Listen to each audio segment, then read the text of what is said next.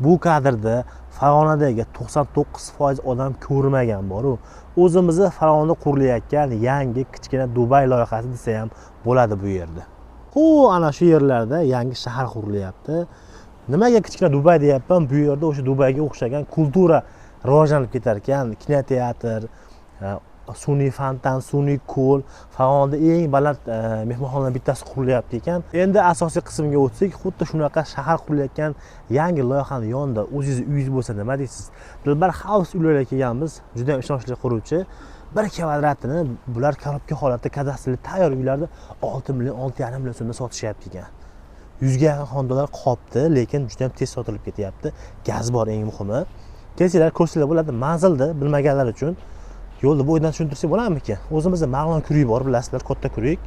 Mana shu yerda yo'lda bo'yida shundoqqina Farg'ona tomon yurganda yo'lda bo'yidagi loyiha. Mana shu yo'llar ko'rinayotganimiz, ko'ryapsizlar. Mag'lon kuruk, bu tomonda chuqur metan bor. Arendlar bo'ladi. Qiziqarli bo'lsa, quyidagi raqamlarga men qo'ng'iroq qilsanglar bo'ladi.